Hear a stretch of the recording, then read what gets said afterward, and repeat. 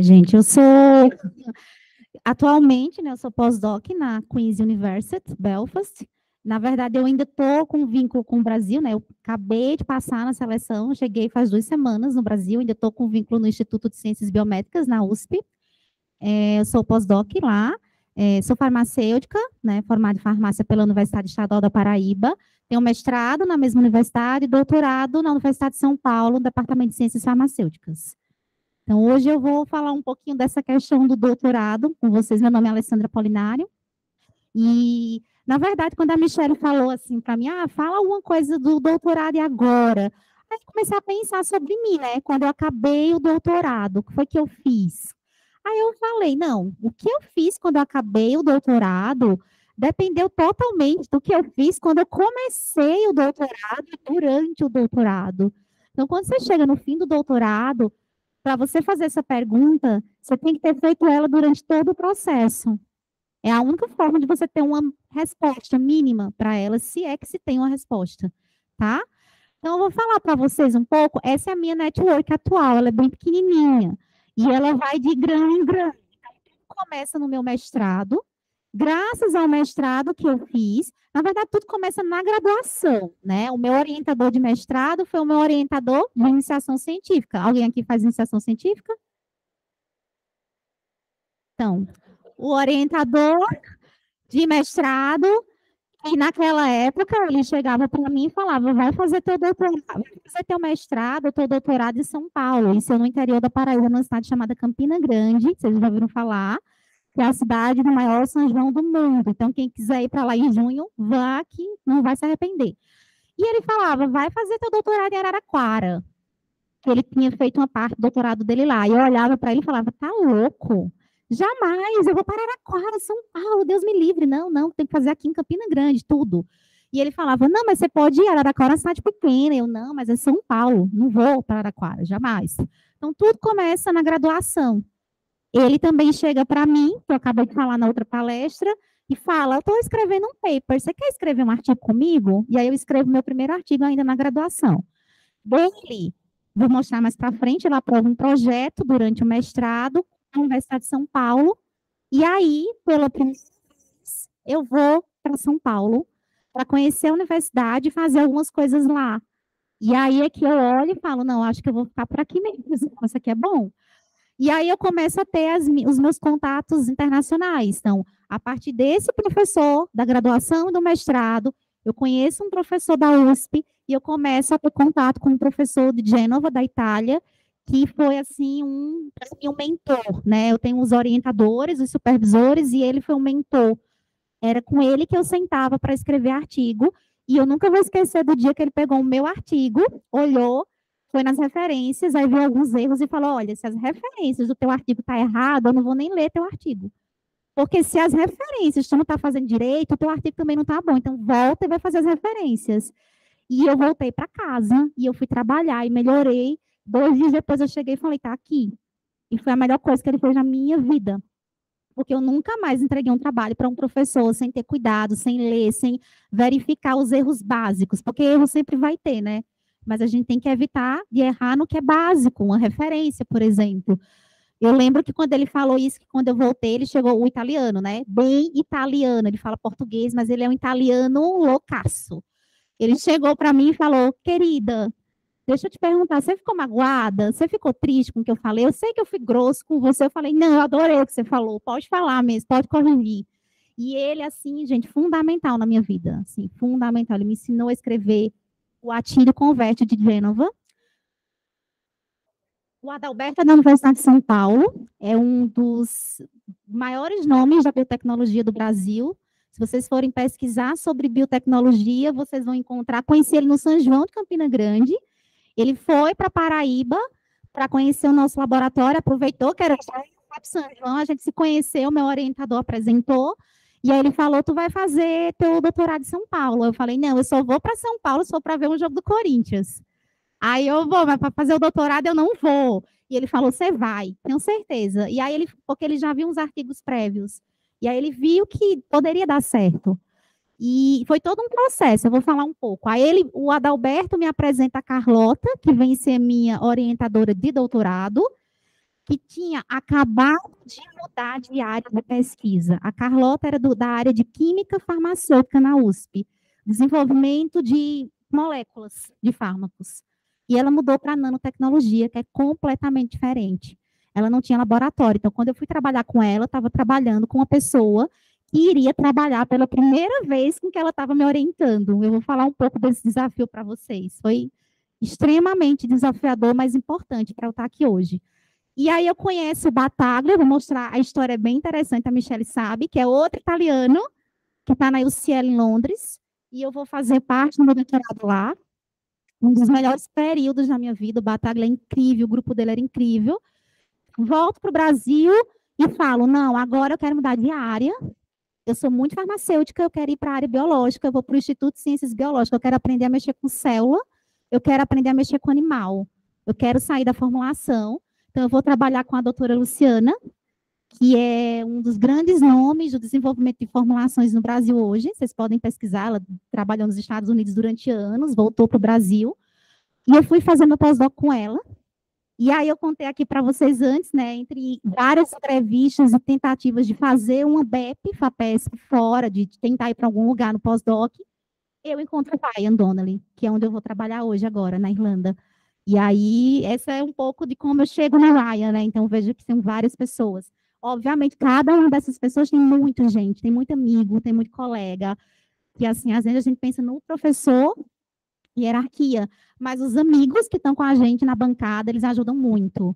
E eu fiz grandes amigos em cada período desse aqui, eu tive os professores que me ajudaram muito, mas principalmente quando eu chego em São Paulo, imagina, eu saio da Paraíba, do interior da Paraíba, para morar na maior cidade da América Latina sozinha. Então, assim, eu fiz grandes amigos. Quando eu fui para Londres, eu mal falava inglês. Eu nunca imaginei que eu ia para fora do Brasil e eu também faço grandes amigos. Então, assim, cada história dessa. Agora no Ryan, né, Mi?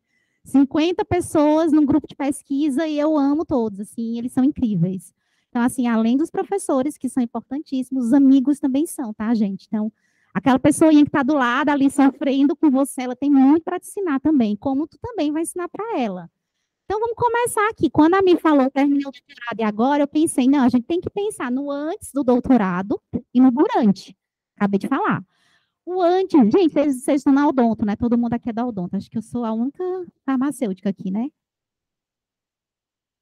Vocês nunca vão deixar de ser dentista no doutorado, vocês nunca. A base, a formação de vocês, como a minha, é ser farmacêutica, isso é a essência de vocês. Então, você vai para o doutorado, você vai trabalhar com N coisas diferentes que no curso, no bacharelado, você nunca nem imaginou. Mas a tua essência é ser o dentista. A tua formação básica, ela vai te acompanhar para o resto da vida. E ela é quem vai te segurar, pode ter certeza. É tanto que a seleção que eu fiz agora na Queen's para o pós-doc, quando eu estava estudando, era buscando tudo que eu tinha aprendido na minha graduação. E as perguntas que me fizeram na seleção foi coisa que eu aprendi na graduação. Pouca coisa, claro, experiência, óbvio, né, maturidade, mas pouca coisa do meu doutorado. Ninguém perguntou nada do meu doutorado para mim. Então, isso aqui é fundamental. Então, faça um curso bem feito. Tudo começa aqui, tá? Na graduação. Os talentos que vocês têm desde a infância também não mudam. Cada um tem talento. Desde criança que eu gosto de falar, de pegar um microfone, minha brincadeira favorita era dar aula para minhas bonecas ou para as outras crianças. Isso não mudou até hoje, eu adoro isso, eu amo. Então, assim, os talentos, a música, tem uma amiga que ela foi contratada recentemente, ela tem um talento para compor, ela toca violino, e nas aulas você consegue ver essa sensibilidade dela para a música na ciência também. Então, os talentos, seja o que for, vocês vão ver. Isso acompanha vocês para tudo que vocês fizerem. E os receios também, né? Nossos medos, nossos receios. E nossas vulnerabilidades. A gente tem que ser o primeiro a reconhecer nossos pontos fracos. Por exemplo, para mim, a língua inglesa ainda é um ponto fraco. E eu acho que uma das minhas vantagens foi porque eu sempre cheguei e falei, olha, meu inglês não é muito bom, eu tenho dificuldade, se você puder falar mais devagar, eu agradeço. Na minha seleção, quando eu fiz agora, que eles perguntaram para mim, né, qual que você gostaria de melhorar, eu falei o inglês. E aí o meu chefe falou, não, imagina, não precisa, tá ótimo. Mas, assim, eu sou a primeira a reconhecer a minha vulnerabilidade. Todo mundo tem. Ah, não sou bom com conta, não sou bom com matemática, eu tenho dificuldade de fazer cálculo. Não é vergonha. É a tua vulnerabilidade, tu é bom em outra coisa. Agora, melhor que tu reconheça, porque se alguém enfiar o dedo na tua cara e falar, nossa, teu inglês é ruim, tu vai dizer, sim, ele é, eu sei que ele é. Então, a melhor coisa é os nossos receios, nossas vulnerabilidades, porque isso vai com a gente. Algumas coisas a gente muda, a gente amadurece, a gente melhora, mas tem coisa que não, tá, gente? Tem coisa que é da nossa personalidade e vai com a gente. E o durante? Quem aqui está no doutorado já? O durante, primeiro ano, metade, qualificaram já? O durante, o que é que acontece? O desafio do novo, para mim. Isso é o mais, assim, gritante que eu senti. Eu não sei se vocês vão entender, se vocês concordam comigo. Na graduação, a gente está adquirindo conhecimento. Então, a gente está pegando os livros de odonto, de anatomia, de fisiologia, de farmacologia e aprendendo. No doutorado, a gente forma conhecimento. A gente é um gerador de conhecimento. Isso muda um patamar gigantesco. Até você entender. Estava falando com a Michelle, a gente vai escrever um paper em português sobre microagulhas. Tem palavras que não tem tradução e a gente que vai tentar traduzir, adaptar e vai formar esse conhecimento. Então, isso vai ser uma coisa que vai ficar ali imortalizada. Então, quando você é um doutor, você forma conhecimento. Você adquire também, porque você vai passar a sua vida inteira adquirindo. Mas, além de adquirir, você forma. Não que alguém no bacharelado não possa formar. A gente sabe que tem gente que é fora da curva, né? Mas um curso de graduação é feito para você aprender, aprender e aprender. Técnicas. Você também tem técnicas no bacharelado, mas é um POP, é um procedimento. Você tem, o que é que eu vou fazer no meu paciente? Eu vou fazer uma limpeza, vocês devem ter as etapas. Assim como eu na indústria, quando eu vou desenvolver um comprimido, eu sei as etapas. Aqui você vai desenvolver técnicas. Você vai criar técnicas. Você vai pegar uma técnica que já existe e você vai adaptar. Então, você é agente, é algo mais ativo. Daí, esse desespero que veio muita gente, veio em mim também. Porque é o medo, né? A angústia, mas e se estiver errado? Gente, se estiver errado, a outra pessoa vai corrigir. É assim que a ciência funciona ao longo do tempo. Se não tem má intenção, se não é proposital, é mais que natural que tenha erros, que tenha falhas, tá? E o pensamento crítico é outro ponto. Aqui você muitas vezes não tem pensamento crítico, porque o conhecimento está formado, você tem um livro, vocês devem ter os autores de vocês. Na farmácia, a gente tem os nossos autores, os livros, né, que a gente fala, não, até para vocês, farmacologia, o Penildo, Físio, o Guyton, a gente tem os autores. Aqui a gente vai ter pensamento crítico, a gente vai ler muita coisa que está ali, que parece que é verdade, e a gente vai falar, não, eu não acho que isso aqui é verdade, eu discordo disso por isso, isso e isso. Isso aqui tem um peso gigante. E não existe doutor sem isso aqui, tá? Não tem como você terminar um doutorado se você não tem pensamento crítico. E o pensamento crítico tem que ser alto também, para a gente mesmo. Durante muitas etapas do meu doutorado, eu olhava e falava, isso aqui que eu estou fazendo não é a melhor coisa. O certo seria aquilo. Mas é o meu doutorado, eu vou vender meu peixe. Mas eu sei que isso aqui não é a melhor formulação. Eu sei que tem outra melhor. Mas eu tinha que ter o quê? Maturidade de entender que para a minha tese ia ser aquela. Mas eu, enquanto uma doutora, uma futura doutora, eu sabia que tinha outras. Então, primeiro, para a gente, não é para sair metendo pau no trabalho dos outros. Mas a gente também pode ter um pensamento crítico com educação, com classe, com os colegas, e se a gente tiver espaço, né, para debater. Porque tem isso, infelizmente, a academia ainda é um ambiente fechado, e as pessoas, muitas vezes, ainda têm dificuldade de ouvir críticas. Como eu falei do Atílio, e a própria Carlota e a Luciana.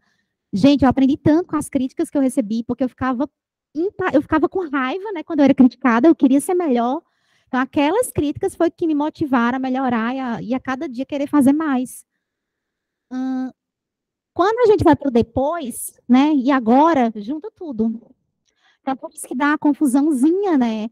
A gente tem todo um estresse da graduação, do doutorado, as ansiedades, as técnicas, e muitas vezes a gente termina e fala, meu Deus, e agora o que é que eu faço?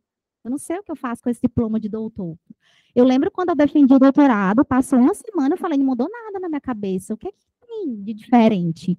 E eu falei, mandei um áudio para um amigo e falei, nossa, amigo, eu tô a mesma, eu acho que não tem porquê, o doutorado não é nada. Passou um ano, gente, o peso que eu tenho hoje para falar algo para alguém, como doutora, quando alguém me pergunta o que eu vou falar, o pensamento crítico, o novo é completamente diferente. Depois de quase um ano, não sei exatamente o tempo, eu lembro que eu olhei e falei, não, é diferente. Eu não sou só a farmacêutica tinha uma cabeça, tem uma coisinha aqui diferente que pesa. E que é bom, sabe? Porque é o teu diferencial na sociedade, né? Você quer público, a gente está aqui com dinheiro público. Então, a gente tem que levar algo diferente para as pessoas. Quando a gente pensa no antes, é aquilo que eu falei, né? Adquirir o conhecimento, definir uma área de atuação. Dentistas, vocês podem escolher algumas áreas, farmacêuticos também. Escolhe algumas áreas de atuação. Né? Eu vou atuar o quê? A parte de prótese, a parte de ortodontia, de estética. Eu também, eu posso atuar na indústria. Dentro da indústria tem áreas que eu posso atuar. Pacientes, eu acho que isso aqui é o foco maior, né? De vocês, ou estou errada? Durante o curso, foca muito no paciente, né? Eu, no caso, no medicamento. Então, a gente tem um objeto. Então, os estágios são voltados para isso. Então, você tem assim, não, o meu paciente na clínica, eu quero que seja assim, assim, assim. E eu pensava, não, na indústria, quando eu estiver trabalhando, medicamento, eu vou ter que fazer assim, assim, assim. E, às vezes, também no paciente, se você vai trabalhar no hospital. Então, você tem um objeto definido. Quando você passa para o durante, isso aqui muda um pouco. Como eu falei, você vai produzir o conhecimento, e aqui, gente, você vai atuar em várias áreas que muitas vezes você não vai escolher. Então, ao longo daquele network que eu mostrei para vocês, o Atílio é engenheiro, é químico, o Bataglia é engenheiro químico, a Luciana é farmacêutica, a Carlota é farmacêutica, o Adalberto é engenheiro de alimentos. Eu ainda convivi com muito físico, e aí eu ia para áreas de conhecimento que eu via que era necessário, que não era que eu escolhia, era automático, era natural. A pesquisa ia seguindo um caminho e eu falava, não, aqui eu acho que um químico, eu preciso da opinião de um químico. Não, aqui eu preciso da opinião de um físico. Diferente do bacharelado, né, que você escolhe, você é ativo nesse ponto. E aqui o teu objeto passa a ser a tese, né, a qualificação e a tese. Tu não está mais pensando, tu pode até pensar, né, pode ser que a tua tese seja voltada para algo, para um paciente, mas o objeto mesmo que tu quer no final entregar é uma tese. É o que vai definir o teu título de doutor. Falar um pouquinho da minha experiência no mestrado. Então, no mestrado, que foi lá em Campina Grande, eu isolei essa molécula, que ela já era bem conhecida, é uma molécula utilizada na indústria farmacêutica para diferentes meios e na indústria, diferentes fins, e na indústria alimentícia, um polissacarídeo. E eu isolei do agave, que eu acho que vocês conhecem, é uma planta bem característica do Nordeste brasileiro. E assim, vem as frustrações.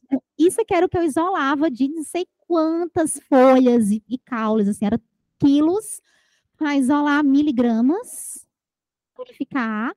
Mas o meu trabalho foi o primeiro trabalho no mundo que mostrou a inulina do agave e mostrou que era pouca, ou seja, não vale a pena. Mas foi o primeiro. E eu publiquei por isso, porque se fosse pela quantidade, assim, indústria nenhuma vai querer isso aqui. Mas a importância é muito grande. Você mostrar, tem, mas é pouco. Então, ali você produz um conhecimento para as pessoas. Pessoas, a partir daquele momento, elas sabiam disso. Antes ninguém sabia, nem eu, né? Então, no meu doutor... Aqui, gente, é o grupo de pesquisa do mestrado lá. Esse laboratório eu vi construir, tá? Na graduação. É que eu não coloquei foto aqui, mas eu vi, assim, os pedreiros levantando a parede. E nem imaginava que eu ia estar lá. Então, aqui eu já começo a entender um pouco do desafio do antes mesmo. Porque o mestrado são 2 anos, é muito rápido, o doutorado é mais tempo, né? Então, eu começo a entender que eu tinha que ir para diferentes lugares do Brasil, porque eu não tinha tudo no meu laboratório, e é diferente de fora do Brasil, que você chega, por exemplo, no meu grupo atual, a gente tem, não vou dizer tudo, né, mas praticamente tudo.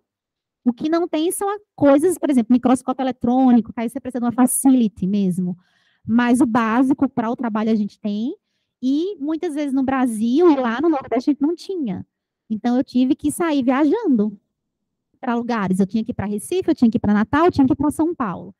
Improvisar muito, muito improviso. Isso aqui, gente, foi muito importante na minha entrevista agora na Queen's, no depois do doutorado, porque eles me perguntaram um pouco sobre diferencial, e eles me perguntaram se der problema na semana que tu tiver que apresentar para o CEO da companhia farmacêutica o teu resultado e der problema no equipamento.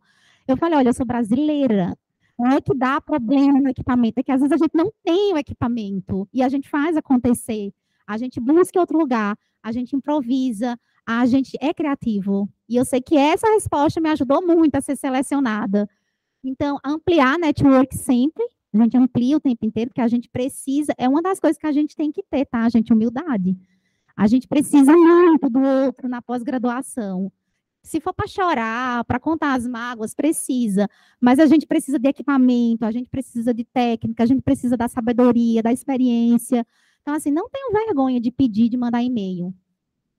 Repetir, isso aqui é uma arte, tá? Repetir, repetir, repetir, repetir, repetir, muitas vezes. Muitas vezes. Muitas vezes mudar, fazer diferente. E exaustivamente, às vezes, que dá vontade de chorar, você fala, meu Deus, eu não aguento mais. Mas vai ter que fazer isso. E ler, eu coloquei em caixa alta o ler.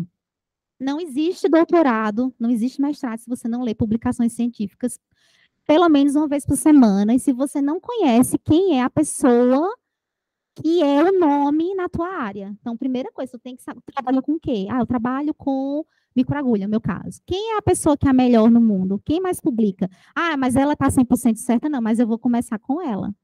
E tem que ler.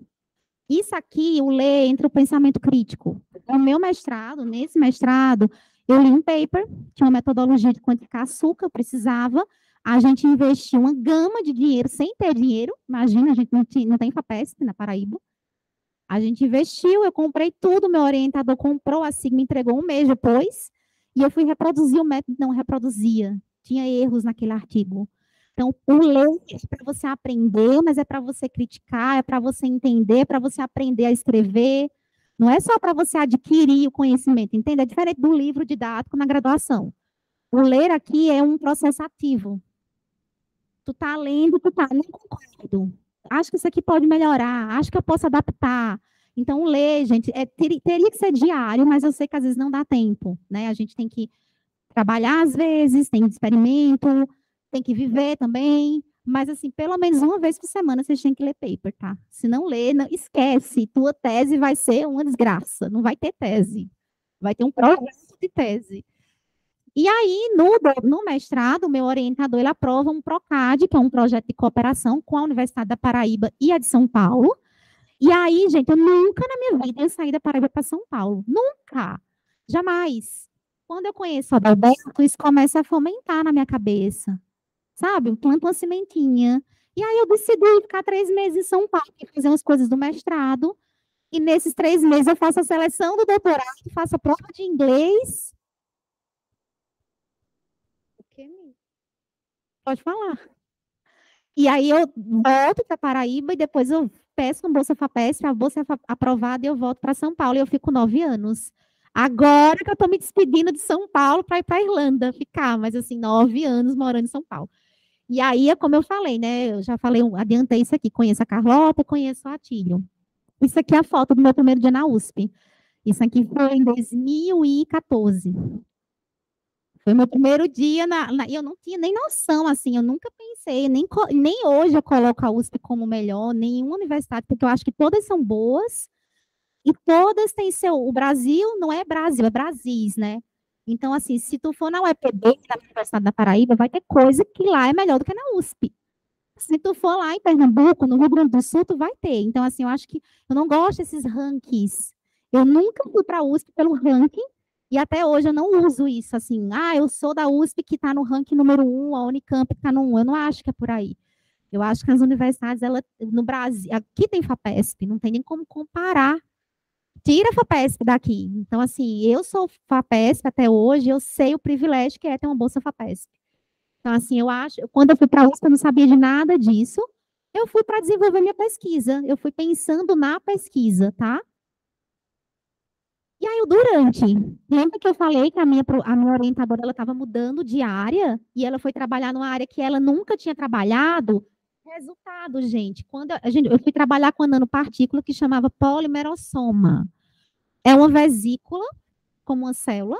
A diferença é que a bicamada de polímero, não de lipídio. E eu fui trabalhar com essa partícula. Quando eu colocava no Web of Science, que isso aqui deve ser um companheiro diário também de vocês para pesquisa científica, tá? Tem que usar bastante o Web of Science.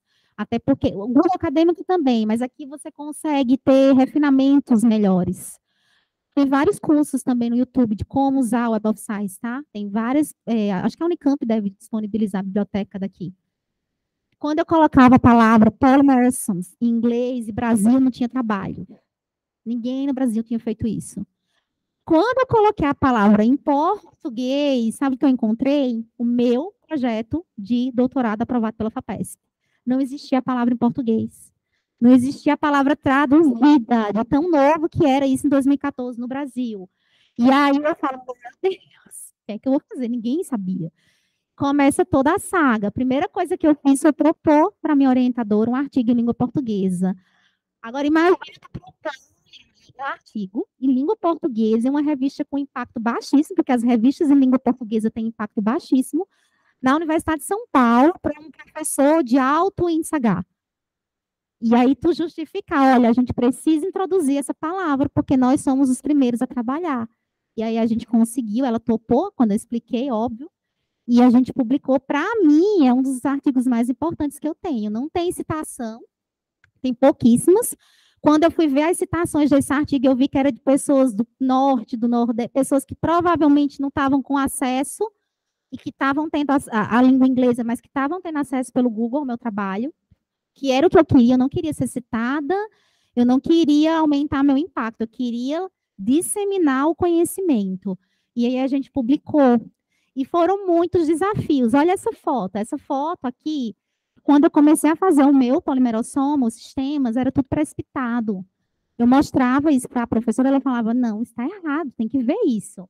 Ao longo do tempo, eu fui vendo que tinha que ter um processo de agitação diferente. Como foi que eu vi isso? Eu encontrei um paper de um professor que ele colocava os resultados que davam errado e ele mostrava como ele tinha consertado, óbvio. Ele falava, gente, traduzindo, gente, falando bem popular, isso aqui não é bom, isso aqui o tamanho é grande, isso aqui não é legal, mas a gente faz isso e resolve. Quando eu encontrei esse cara, eu falei, gente, que cara maravilhoso, é isso, tudo que ele está falando está acontecendo comigo, então não é simples o que eu estou fazendo. E aí eu comecei a entender que meu desafio era muito maior, porque até quem estava fora do Brasil já estava publicando, estava dizendo que era difícil. Eu falei, um negócio aqui não vai ser simples, e é agora que o doutorado começa. Porque se tivesse dado certo, qual era a minha tese? Eu coloco um polímero no PBS, eu formo uma vesícula, isso é uma tese? Deu certo, mas é uma tese isso? A minha tese começa aqui. Quando eu começo a entender que eu tenho que modificar, que eu tenho que criar, que eu tenho que mudar, eu tenho que fazer várias coisas, e eu começo a ler esse cara, e eu fico apaixonada por esse cara, porque todo dia sai um paper, toda semana sai um paper dele, e era sempre o mesmo estilo, ele mostrando a dificuldade, como ele fazia. Eu, gente, é isso. E eu comecei a ler, e isso me deu um gás, assim, de ir para o laboratório e mudar, e fazer coisas novas. Aí eu começo a ter as primeiras vesículas no Brasil, né? Eu mudo a técnica e eu começo a detectar por microscopia eletrônica, começa a dar certo. Vou para Londres e formo vesículas lá no laboratório de um professor. Volto de Londres e melhores que estavam no Brasil ainda mais. E aí eu começo a ter uma tese, porque eu começo a ter meu conhecimento ali, eu começo a formar conhecimento, eu não estou mais só adquirindo, eu começo a ter pensamento crítico, eu começo a inovar. Então, a minha tese, ela nasceu quando estava dando tudo errado e quando eu vi que estava errado. Se tivesse formado de primeira, tinha sido uma porcaria. Eu ia escrever e falar, formou, tá aqui. Tá, e aí? Né? E o que eu não falei para vocês, né, gente? Qual que é dessas fotos aqui que vocês acham que é a mais importante do meu trabalho? Essa foto aqui que estava dando tudo errado, essa foto aqui que eu fiz em Londres, quando eu aprendi a fazer, ou essa aqui quando eu voltei para o Brasil e eu repeti o que eu fiz lá e eu vi que deu certo? Qual dessas imagens aqui é a mais importante da minha tese? Alguém pode falar? Qual? A primeira. Aqui estava tudo certo, aqui eu já estava assim, aqui é onde eu começo a ter uma tese, aqui é onde eu começo a entender o que é ser um doutor, e é aqui onde a gente desiste. Porque quando a minha professora olhou para mim, ela falou, não, isso aqui não tá bom não, e ela fez uma carinha de nojo, normal, eu também faria no lugar dela, eu ia falar, gente, que coisa horrível que essa menina está me mostrando. É ali que você vai para casa, chora, chora, não quer voltar no outro dia, tem vergonha, e tu deprime, tu fica sem dormir, e acha que teu trabalho é uma porcaria. Mas foi ali que eu fui entender, porque eu falei, não, tem que entender isso aqui. E aí eu começo a ler, ler bastante. E sabe aquele professor que eu falei para vocês, que eu estava lendo muito sobre ele, que foi ele que me mostrou nos artigos dele que dava errado e que podia dar certo? Eu estou no laboratório com uma pilha de artigo dele do lado. Aí chega a minha chefe, minha professora, minha orientadora, e fala: Olha, Lê, eu e o Adalberto, a gente descobriu, ele estava em Londres, foi aluna do Adalberto. Eles trabalham juntos até hoje, né? Eles ficaram para sempre, assim. É herdeira, né? E aí ela chega e fala: o Adalberto estava em Londres e conheceu um cara que trabalha com polimerossomos e eu vou para lá conhecer ele, talvez surja uma parceria. O nome dele é Giuseppe Battaglia. Eu falo: hã? Olha aqui os artigos dele, olha esse cara, agora eu vou para Londres, eu também quero ir. Quando a Carlota me conheceu, ela pode confirmar. Ela falou: Alê, você já sabe onde você vai fazer seu sanduíche? Eu falei: não, eu já estou fazendo sanduíche. Eu já saí da Paraíba para São Paulo, eu não vou para lugar nenhum. Imagina, eu saí do Nordeste para a melhor universidade da América Latina, né? Apesar de que eu não considerava isso, mas nos rankings eram. Não acho que seja, acho que todas são boas, como eu acabei de falar. Para um grupo de pesquisa bom, na maior cidade da América Latina, eu já estava feliz, eu nunca me imaginei fazendo aquilo. Quando ela fala do Bataglia e eu já tinha lido, eu falei, eu quero ir. Aí ela olhou assim para mim, você quer? Eu falei, quero. Ela, então vai melhorar seu inglês. Um ano depois eu estava indo para lá, tá? Sozinha. E quando eu cheguei lá, eu sabia os artigos dele de cor. E ele falava, não, porque isso, isso, isso. Eu falei, ah, sim, naquele artigo seu que tem isso. Ele, você sabe todos os meus artigos de cor. Depois ele comentou com ela. Essa menina leu todos os meus artigos. Então, assim, foi muito. Por isso que eu falei para vocês aqui, quando a gente estava no café, ao contrário da Michelle, que queria ir, eu nunca quis. Mas eu nunca deixei passar uma oportunidade na minha vida. Quando a oportunidade vinha, eu olhava, via que me cabia, eu falava, eu vou.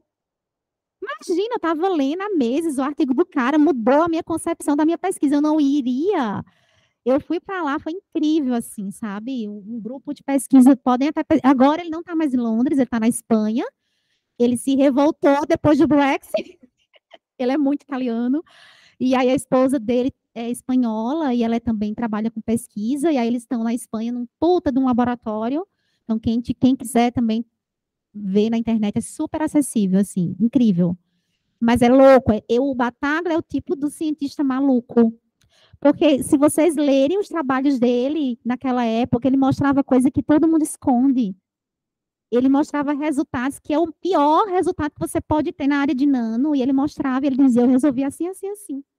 Então, assim, ali foi minha fortaleza, assim. E eu não sei, gente, é sorte, eu não sei o que é também, que aconteceu de eu ir para lá, né? Porque eu não procurei. Quando eu li os artigos dele, eu não fui atrás. Ah, eu vou para esse laboratório. Quando ela chegou, eu falei, não, isso aqui não tem como. Sabe a história do cavalo, que é a oportunidade? Eu montei e fui. Vamos lá. E aí eu comecei, né, trabalhei bastante lá, aprendi muitas técnicas. Na época, era o melhor grupo do mundo em polimerossomas. Nada se comparava ao que o Bataglia fazia. Agora ele mudou um pouco de atuação. Então, aprendi muito. E o mais importante, gente, consegui trazer para o meu laboratório, na época, o meu não, né? O laboratório que eu fazia doutorado, as técnicas, não todas, mas algumas que até hoje eles usam. Isso é o mais importante. Eu fiquei muito feliz. Então, assim, aí eu comecei a entender também aquilo que eu falei. Eu tinha que atuar em várias áreas. Eu não era mais só farmacêutica. Então, quando você vai para o doutorado, você é dentista, mas você não é só mais dentista. Você não é mais só médico, só enfermeiro, só biólogo, você acaba tendo aqui uma passagem de intersecção com várias áreas. E aqui você aprende muito e também aprende humildade, né? Porque você fala, não, nunca vou ser uma engenheira, mas tem coisinhas que eu vou trazer da engenharia para o meu trabalho. Eu nunca vou ser uma biomédica, uma bióloga, mas tem coisas que eu vou aprender. E esse processo aqui é muito difícil, tá? Eu tive sérias dificuldades, inclusive quando eu decidi sair da farmácia, que eu fui fazer o doutorado, porque eu quis ir para a área biomédica, porque eu falei, não, eu tenho que aprender de células, eu tenho que aprender a fazer cultura de células, que hoje só se publica com cultura de células, sendo que eu sempre formulei muito bem. Mas eu entrei nessa crise, né? Não, eu tenho que ir para essa área. E aí eu decido fazer uma coisa que não é minha identidade, que não é meu talento. E aí foi quando eu falei, o que é que eu estou fazendo aqui? Que é o depois do doutorado, né? E aí aqui, né, acaba, e aí eu vou, não, eu vou para o ICB, eu vou para a farmácia, eu quero aprender cultura de células. E aí, um desafio lindo, imenso, a Luciana, minha supervisora de doutorado, ela trabalha com quimioprevenção. Não sei se vocês já viram o caso da Angelina Jolie, que ela removeu as mamas para prevenir, porque ela tinha uma alta chance de ter câncer de mama. Então, mulheres que têm alta chance de câncer de mama, ou que já tiveram câncer de mama e podem ter uma recidiva, elas fazem o que a gente chama de quimioprevenção. Elas tomam medicamento por 5 anos para prevenir. A gente só tem 2 opções de medicamentos disponíveis hoje na indústria farmacêutica no mundo, que têm reações adversas, graves, inclusive podem causar um câncer de útero. Olha isso aqui, o que a gente tem para o tratamento do câncer de mama. 81 opções. Isso eu fiz no começo desse ano, tá? Pode ser que tenha mudado. Para a prevenção, a gente só tem 2. Então, olha a lacuna que eu tinha para atuar no meu pós-doutorado. Extremamente inovador e desafiador. Mas o foco era muito biológico, era testar isso em cultura de células. E aí eu começo a focar na tecnologia, na formulação. E eu começo a ver que eu não estou encaixada naquele departamento, porque o departamento é de pessoas que trabalham com animal, que vê mecanismo de ação de célula, que vê um receptor, que vê uma cascata, e eu estou só formulando, e isso me angustia, eu fico me sentindo, sabe, que você fica sentindo estranho no ninho? Eu aprendo muito com eles, eles começam a falar de cascata, de receptor, começam a trazer isso para mim, mas não é a minha natureza, não é meu talento. E aí eu começo a ter essa crise de identidade, mas ia para a cultura de célula, dava muito mais errado do que dá errado sempre, mas estava dando muito, porque eu não tinha tantas habilidades. E aí é que tá, porque às vezes você não tem habilidade, você treina e tem, mas às vezes você não tem mesmo e tá tudo certo. Você tem para outra coisa, você tem que reconhecer isso. E aí é todo um processo, né? Eu começo no ICB, eu tenho o meu ápice de publicação, é onde mais eu produzo cientificamente, é onde eu chego assim, que eu olho assim no final da primeira onda da pandemia, e eu falo, não acredito, eu publiquei meu paper de maior impacto, fator de impacto 14, eu publico muito mais, ela me dá independência, então eu começo a ser correspondence, que eu não sei se vocês sabem, quando você tem um trabalho, você tem primeiro autor, que geralmente é o aluno, você tem o último, que é o chefe, e correspondence, mas como eu começo a fazer a parte de formulação muito por mim mesma, ela fala, não, você vai ser a correspondence, porque isso aqui é tua cara, isso aqui foi tu que criou, não foi eu, então tu fica de correspondence. E eu entro assim, no máximo, eu olho, mas eu falo, não, tem alguma coisa que está faltando aqui. Eu estou fazendo tudo isso, mas falta.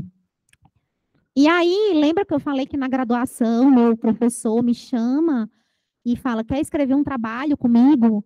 E aí, esse é o meu primeiro trabalho que eu escrevi em 2010. E nesse trabalho, eu falo sobre várias formulações para pele e eu falo sobre microagulhas. Em 2010, tá? 13 anos atrás, eu falo de microagulhas. E aí, quando eu estou procurando lugares para fazer o pós-doc, eu estava sempre procurando lugares biológicos, de célula, de animal. E aí, na segunda onda da pandemia, a gente para de novo e eu falo, não, minha identidade é formular. Se eu quero ter esse medicamento, aquela historinha que eu contei para vocês, né? Eu desenvolvo a formulação para quimioprevenção, ela é líquida, eu falo, não, a mulher não vai colocar um líquido na mama e vai ficar confortável, vai escorrer. Aí eu desenvolvo um gel, aí eu falo, não, mas o gel vai grudar no sutiã, também não vai dar certo. E aí eu volto para esse trabalho de 2010 e eu falo, não, uma microagulha seria incrível aqui. Tu aplica, tu deixa ali um adesivo, aquilo ali vai fazer diferença.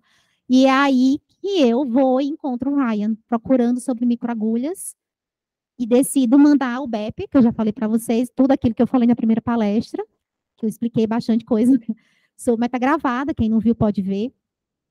E aí eu encontro o Ryan e eu falo, não, eu estou no ICB, eu estou no Instituto de Ciências Biológicas, eles trabalham com cultura, eles trabalham com célula, eles são os melhores em mecanismo de ação, mas eu não sou.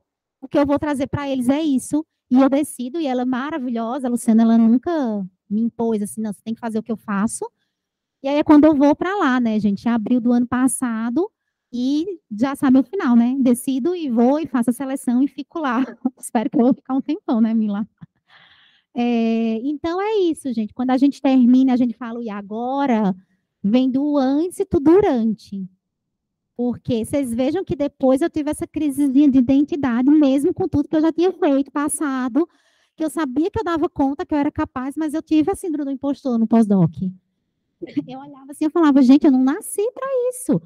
Aí no começo eu falava, não, mas é que eu não sou boa o suficiente. Talvez na farmácia eu era boa, mas eu não, se eu fosse boa mesmo, eu dava conta.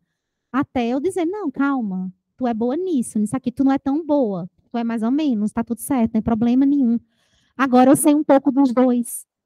Não vou querer fazer outro, mas se eu tiver um aluno, se eu tiver um colaborador, eu posso ajudar de alguma forma. Então é por aí. E aí vem a seleção, muita sorte de novo, porque eu tive a sorte de abrir 4 posições em fevereiro e eu ia sair de lá agora em abril.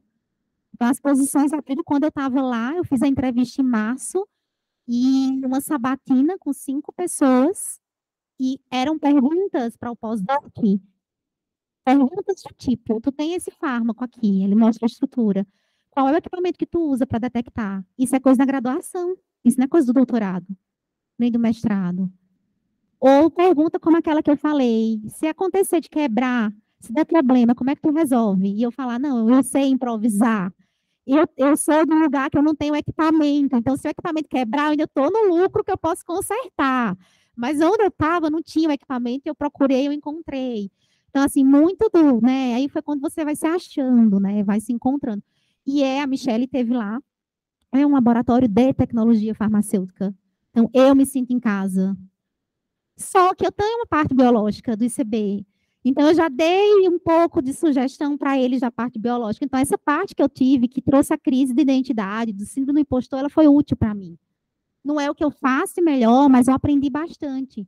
Então, agora, quando eu vou formular, eu sempre penso farmacologicamente. Eu nunca pensei farmacologicamente antes. Eu pensava em, eu vou formular uma microagulha, então eu tenho que ter um polímero, tenho que ter o princípio ativo, tem que ter o equipamento. Um farmacêutico pensa assim. Hoje eu penso, tá, mas quando ela liberar, o receptor está na pele, o receptor está na derme, e eu não tinha essa capacidade de pensar assim. Então, mesmo com a síndrome, com a crise, foi essencial. Então, tudo que vocês fazem, gente, qualquer curso, qualquer palestra, congresso, como a Michelle falou, vocês nunca vão perder. Nunca. Nunca mesmo, assim. Então, façam mesmo. Vocês vão lembrar, assim, 10 anos depois, falar, igual eu lembrei do paper, 10 anos depois. Um paper que não tem fator de impacto, não tem citação também, porque foi em português na época. E eu voltei e falei, não, deixa eu voltar aqui, né? Voltar às origens. Então, assim, autoconhecimento sempre, isso aqui é chave para a vida, pessoal, profissional, seja lá o que for, em qualquer etapa da sua vida, é você se conhecer, conhecer seus pontos fortes e sua vulnerabilidade. Você não vai ser o pobre coitado que só tem vulnerabilidade. Eu não sei isso, eu não sei aquilo. Você sabe alguma coisa. Mas você também não vai ser o top que sabe tudo, é muito fácil, eu sei tudo. Então, esse equilíbrio, esse autoconhecimento, mudanças. Eu agora estava falando para mim, né? Eu estou fechando outro ciclo. Quando eu fui para São Paulo, 9 anos, foi um ciclo fundamental na minha vida, mudou a minha vida. Eu aprendi muito, muito, muito, muito, muito mesmo, assim. E agora eu estou fechando de novo. Então, são mudanças, estejam abertos a mudanças, não tenham medo, vão com medo mesmo. Quando eu peguei minha mala a primeira vez para ir para São Paulo, a mala estava do lado da minha porta, assim, quase do meu tamanho. Eu estava assim na cadeira, eu olhei, eu falei, acho que eu não vou, não, acho que eu vou desistir. Para que eu vou? Pisquei o olho, eu estava em Guarulhos, pegando a mesma mala. Quando eu fui para Londres, a mesma coisa. Falei, meu Deus do céu, esse meu inglês é péssimo. Eu falo good morning. O que eu vou fazer? Quando eu olhei, eu estava chegando na UCL, assim, batendo na porta e perguntando onde que é o laboratório do Bataglia, que eu vim aqui, meu primeiro dia. Então, mudanças são muito boas. Em alguns momentos, vocês vão ter crises, como eu tive quando eu mudei da farmácia para ciências biomédicas. Mas é importante, quando tiver uma crise, quando tiver com vontade de chorar, chora um pouquinho, é bom chorar. Dá uma desabafada, chama um amigo, tenham sempre amigos para desabafar. Se tiver família, melhor ainda, porque meus pais nordestinos, então às vezes eu ligava reclamando, minha mãe dizia, não venha não. Não venha com história não, você foi para aí porque quis, você está na melhor universidade, você não tem, você é uma privilegiada, você está reclamando de quê? Na hora, eu parava de reclamar. Não, não, não, eu parava, minha. Porque minha mãe, eu sabendo assim, imagina, meu pai não estudou nada, minha mãe estudou ensino médio, meu pai se matou a vida inteira para pagar uma escola particular para mim, e eu estava ali reclamando, gente. Imagina o privilégio que eu estava tendo. A minha mãe, não venha com já vem de novo com drama, não quero saber.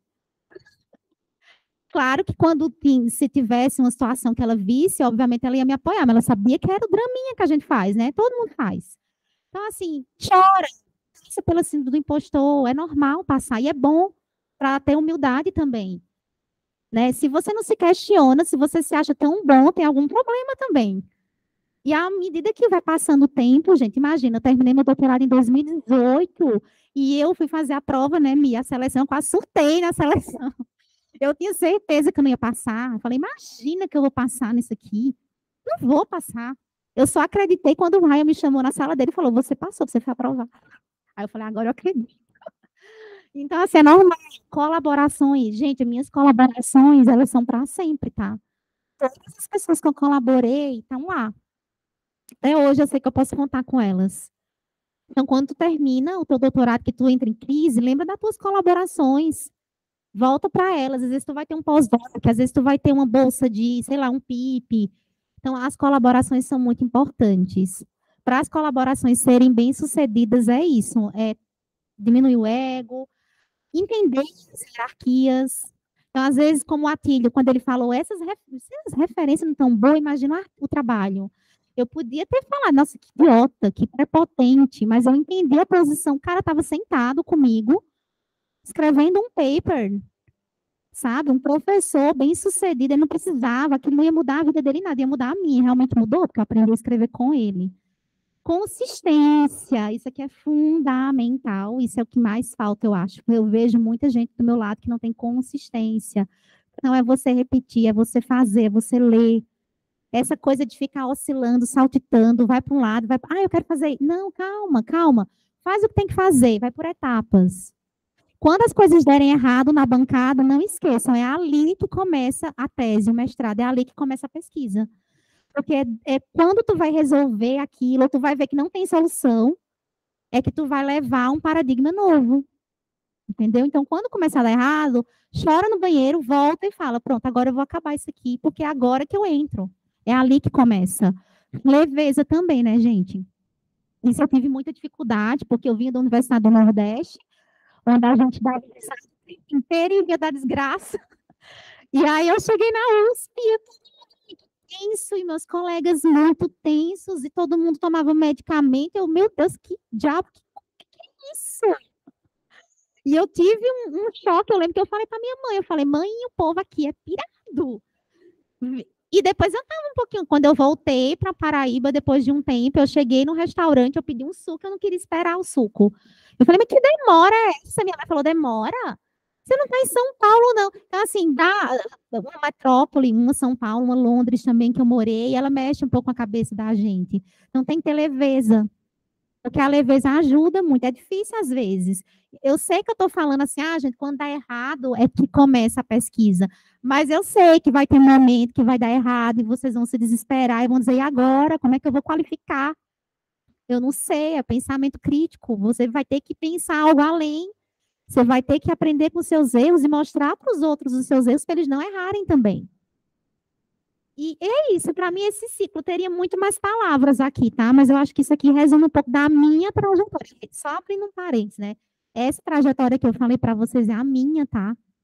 Eu tenho história, eu vim de uma região do Nordeste que lá a gente já está acostumado com um negócio pesado, ela sabe, tá? A gente não chora tanto.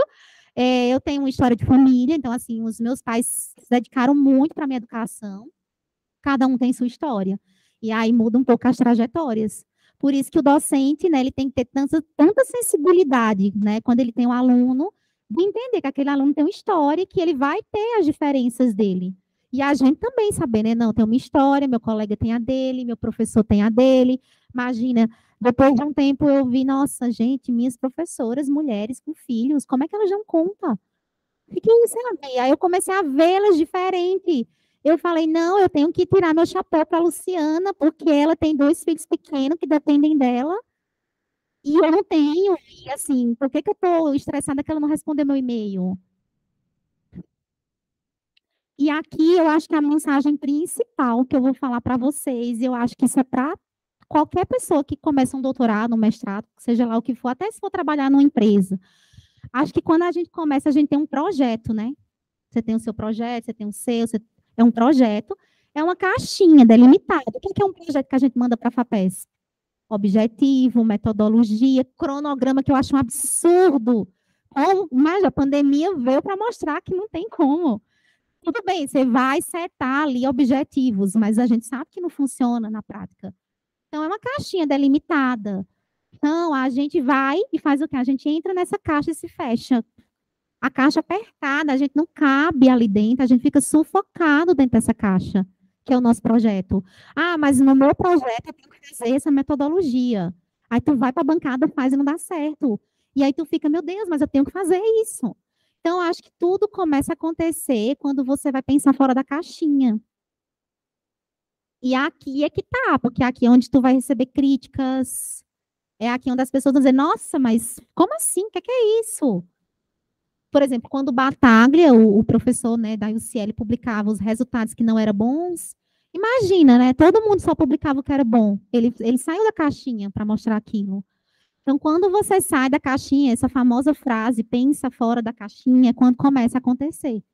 E o desafio é grande de pensar fora da caixinha, tá? Então, você vai estar em casa sozinho, tomando banho com a lágrima caindo, com o teu resultado que deu errado, e tu está desesperado, e é ali que tu vai pensar fora da caixinha.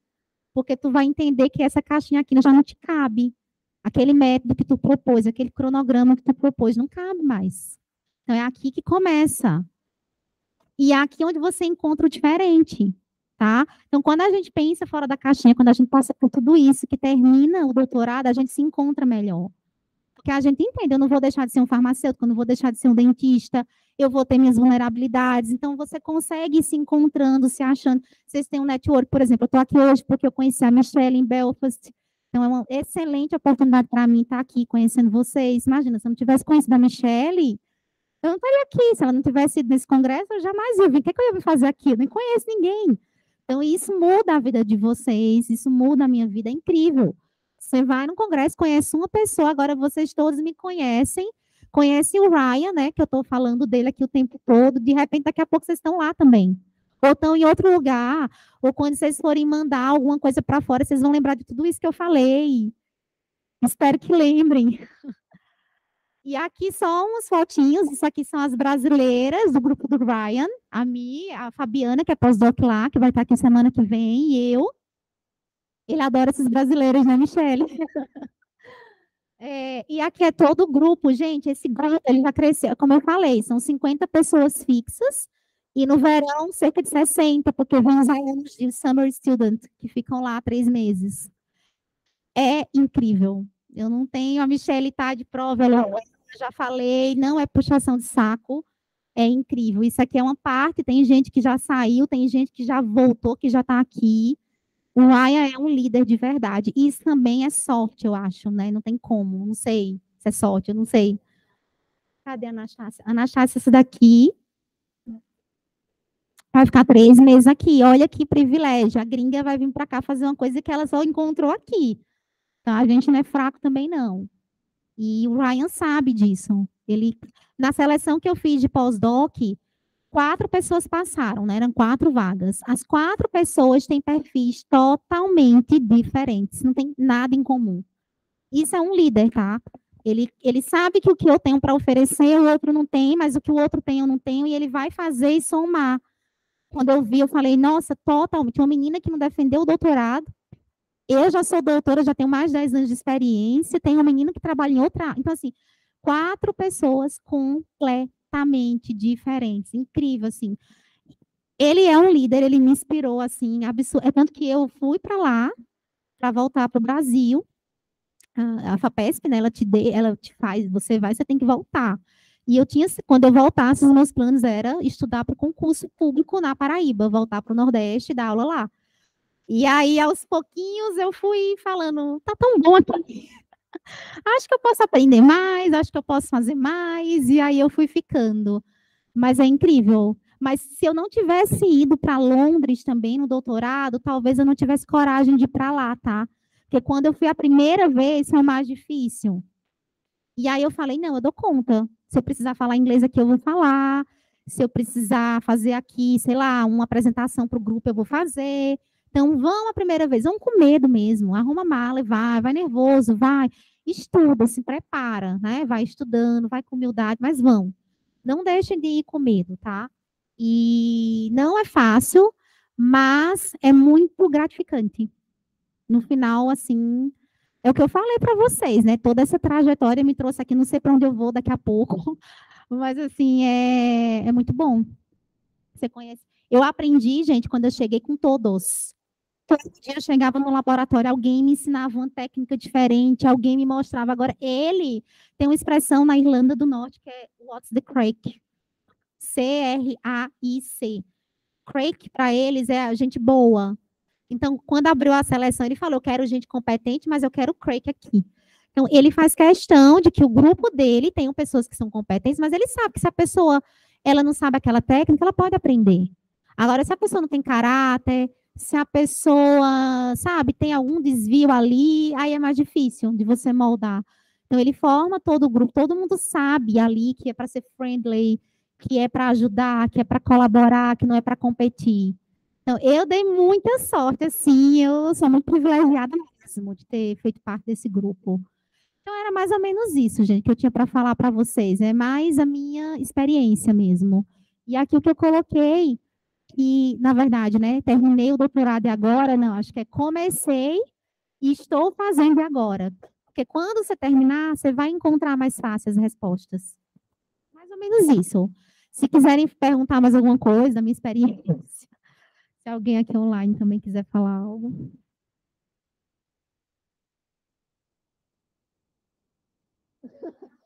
Então, pensativos, reflexivos.